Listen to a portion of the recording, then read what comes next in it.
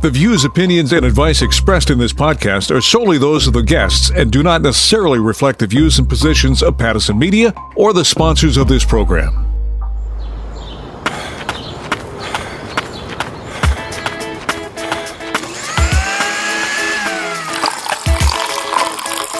Breathe out, 2, 3, 4.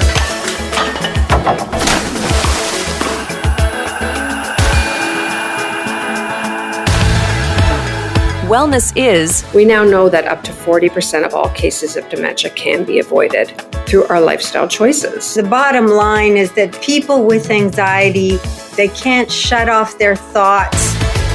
Welcome to Choosing Wellness, your podcast for practical advice about how to attain better physical and mental well-being so that instead of just surviving, you're thriving. Choosing Wellness is powered by Pattison Media. Now, this is just a snippet of what Choosing Wellness delivers each show. There's 5 segments giving you something a little different every time. I'm Linda Freeman. Come join the journey of Choosing Wellness. How to choose wellness. Brain aging disorders like Alzheimer's disproportionately affect women. So Women's Brain Health Initiative, WBHI, was born to help. By focusing its resources on research to combat brain aging disorders and by creating compelling preventative health education programs grounded in science so that we can all better understand the best ways to prolong cognitive vitality. Lynn Posluns is the president and founder of Women's Brain Health Initiative. Welcome, Lynn. It is so great to have you on, and I would love to start with where this idea came from and your involvement. First, thank you for having me. It's always great to share the work that we're doing, so I appreciate that. It was about 15 years ago, actually, when I was involved in fundraising for an institution here in Toronto. And that's when I discovered that women were more susceptible to brain aging diseases than men, but research still focused on men. So I started Women's Brain Health Initiative. We now know that up to 40% of all cases of dementia can be avoided through our lifestyle choices. 40%. Again, Alzheimer's is the biggest cause of dementia. If women are more susceptible, I wanted to share this information with women, but also men in terms of what they could do to protect themselves. Because if you can reduce your risk by 40% and delay the onset of the disease, everybody wants their body and their brain to go at the same time. So I wanted to be able to share that. I was shocked when I saw some of these numbers. I had no idea that women were more susceptible to dementia. So can we talk about that a little bit? Why are we not hearing more about this? It's not well known that up to 70% of all cases of dementia that it affects women more than men, because the feeling was women outlive men, women live longer, so it must be age related. And yes, age is a big risk factor for succumbing to diseases like dementia, but even discounting for age, a woman who, for instance, has the risk gene sitting beside a man that also has that risk gene, twice as many women will succumb to Alzheimer's as men. So there seemed to be something going on that made women more susceptible. But if the researchers weren't studying women, and there's different reasons as to why they haven't, then how are we going to have answers for women that better meet their needs? Why are we seeing this, and what are your thoughts? That's what the researchers are trying to now start to understand, especially with organizations like ours that are funding the female side of the story, right? Because they hadn't looked at it in the past. So one of the things that's being studied, for instance, by Dr. Gillian Einstein, who's the world's first research chair in women's brain health and aging, and we fund Dr. Einstein along with the Canadian Institutes of Health Research. She's studying hormones and the effect that that has. All women go through hormone loss, estrogen loss, as they go through menopause. And we know that estrogen is neuroprotective. For instance, men's testosterone converts to estrogen in the brain. So is that one reason that they continue to have that protection longer? Sleep. We now know that sleep is important, 7 to 8 hours every night for both men and women. Women don't tend to sleep well. We also know that that increases the risk for diseases like dementia. The thing again about dementia is you cannot have the Alzheimer's risk gene and you can still succumb. You can have the gene and not succumb. And that's the difference that lifestyle plays. So what are those lifestyle factors or choices that you can control that can help protect you, either delay and or avoid altogether? And there's 6 keys or pillars of brain health that we like to share with people, because this is important for you to understand what these lifestyle choices are so you can do more for yourself. So the first one is mental stimulation. You have to exercise your brain like it's a muscle. This helps build new neural pathways, cognitive reserve, so as one part of your brain starts to falter, other parts can take over. Exercise, physical exercise. You have to exercise your body. This increases oxygen flow and blood flow to the brain, so very important. Whatever you can do, just move. We know that food is very important. Things like fat and sugar, salt cross the blood-brain barrier, put holes in your brain. De facto best type of diet for your brain is something called the MIND diet, which is a combination of the Mediterranean-style diet. Lean protein, fish, olive oil, nuts, fruits, vegetables, combined with the DASH diet, which is low sodium to control hypertension. It's easier to follow than the Mediterranean diet, and they also give you a cheat day, which is good. Sleep, as I mentioned earlier, 7 to 8 hours every single night. Pulling an all-nighter and then sleeping in the next day does not count. Social activity. This helps lower depression and isolation, which can be precursors to dementia, and stress reduction. Stress prematurely ages all your cells, including your brain cells. So you want to do what you can to keep your stress in check. It can be journaling. It can be going for a walk in nature. It can be having animals. It can be mindfulness meditation. Those are the 6 pillars of brain health. And it's very important that you do as many things in those pillars as you can. Well, and what's interesting about all of these things that you're talking about as well, Lynn, is that these are all pillars to health. And now that there's the strengthening of do these for your body, but do these for your mind. Let's keep both healthy by doing these 6 pillars that you just mentioned, right? Absolutely. And what's good for your heart is good for your brain. So it does work both ways. Can we go back and just talk a little bit about that 40%? If we do all of these things, if we follow what you're saying here, and it's being talked about, which is great, that we can reduce our risk of dementia by 40%. We're not going to solve all of the cases. This isn't the one thing, but there have been a few drugs which help delay maybe the fall off, but there's no cure. Again, if we can take control of some things, which we can in this case, and we know that this is beneficial for your brain health, why wouldn't people at least try to do it, right? So I think that's the important message here is you are empowered to do things. You're empowered to help yourself and your loved ones by sharing this information. We have all kinds of great resources that are free, but we've got podcasts and we've got videos. There's lots of different information. We'd like to serve it up in different formats. And we always try and keep it as current as we can in terms of when the latest research comes out. We want to share it with everybody. What you're doing is just really, really incredible. Thank you. Thank you. For the full episode and this conversation with Lynn, check out Choosing Wellness, What's on Your Brain.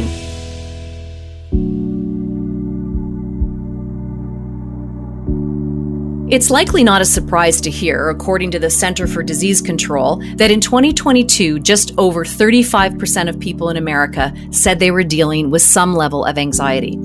The Center for Addiction and Mental Health in Canada reported a 19% increase from a year ago, with a total of 25.1% of survey participants reporting feeling moderate to severe anxiety. Claire Maisonneuve is a registered clinical counselor and director at Alpine Clinic Limited in Vancouver, British Columbia. Welcome, Claire. Great to be here. Thank you. So glad to have you here. Now, how would you describe anxiety? The bottom line is that people with anxiety, they often feel like their mind is on all the time. They can't shut off their thoughts. They've got racing thoughts, obsessive thoughts. They can't sleep. They worry about a lot of things. Why do we have anxiety? We have to look at what is the root of it. And the root of it are what I call mistaken, negative thoughts and stories and beliefs that we carry deep in our minds and deep in our subconscious minds that for the most part we're not even aware of. These are fearful thoughts. What if something bad happens? What if I fail? What if I don't do a good enough job? What if I get abandoned? What if I get humiliated? What if I get hurt? What if I get rejected? And these thoughts are going on at a level in our minds that we're not even aware of. And we have to connect with that first and foremost, bring them up to consciousness, and then transform them.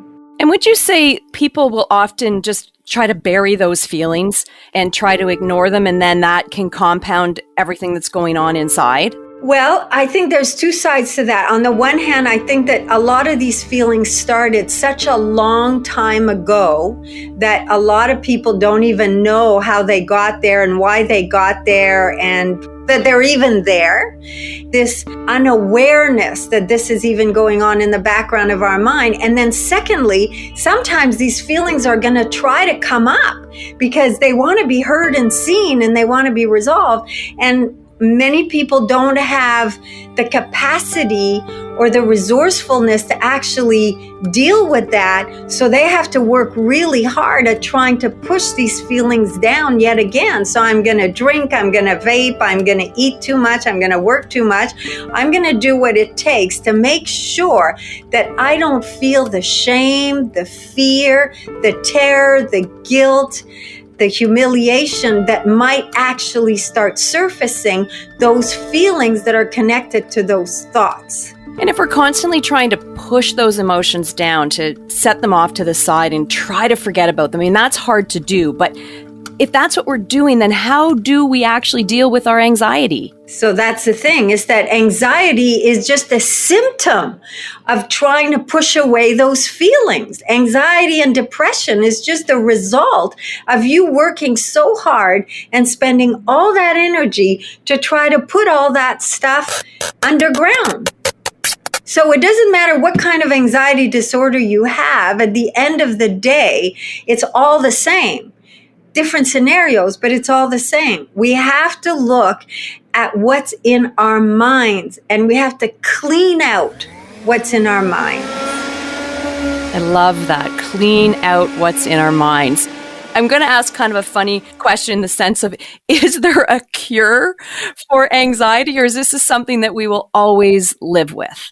Oh, I'm so happy you asked that question. There is absolutely a cure for anxiety and depression. I'm a living example of this. Now, it didn't come overnight, and there's a lot of things that I've done, and that's what I'm here to share with my clients, and that's what counselors are here to share, because counselors in general heal from anxiety because they try all the things that they try on to their clients, right? We go through our own therapy and try all this, and it works. That's why we're passionate about the work, and that's why we want to help other people, because we know there's a way through this. But people are so busy today that they think, I don't have time to take care of my mental health. I got to do this job. I got to earn money. And I'm thinking, is there anything more important in your life to take care of your mental health, given that your capacity to enjoy your life is based on that, given that your capacity to have harmonious relationship is based on that, to be successful is based on that? This is the most important work you'll do. So your anxiety is actually a gift, because it's telling you that what you're doing right now is not working for you. You have to listen. And most people don't want to listen. They see this as a nuisance rather than seeing this as a gift. What are some of the key things that you introduce to people that you can share today? Oh my gosh, that's a whole other hour. The first thing is I get to hear people's story first and foremost, right? Everybody's got to tell their story, and we don't have a blanket approach that we apply to everybody. So first I need to hear your story, and then we make goals. What do you want? What's your goal in coming here? Because maybe you smoke and I think you should stop smoking, but you have no intention of stopping to smoke. So you've got to tell me what you want to get out of this process. And when I hear your story and I hear what your goals goals are. Then we can make a plan. And here's what I think the plan's going to be. Now, I'm always willing to drop my plan if things change. But again, this is important. As a counselor, you have to have a plan. And my plan has a lot of different strategies that I've gathered over the 35 years. So it depends on you and what you're presenting with. Claire, thank you so much for your time today and your insight and your perspective. It was a real pleasure speaking with you, and I'm confident that we will connect again. Yes, I'm really glad we were able to cover all that stuff. Make sure to check out Choosing Wellness, Living with Anxiety for the full conversation. Now, life is challenging, and choosing wellness in our daily lives may seem like adding to the already long to-do list. But together, we can make it easier. So add us to your favorites. You'll get a bit of everything to help you live your best life. I'm Linda Freeman. Let's connect again soon, as together, we take the journey of choosing wellness. You've been listening to Choosing Wellness, an initiative powered by Pattison Media, designed to inspire and motivate a healthy life. For more information on this program, go to everythinglifestyle.ca. Another Everything Podcast production. Visit everythingpodcast.com, a division of Pattison Media. Subscribe wherever you get your podcast.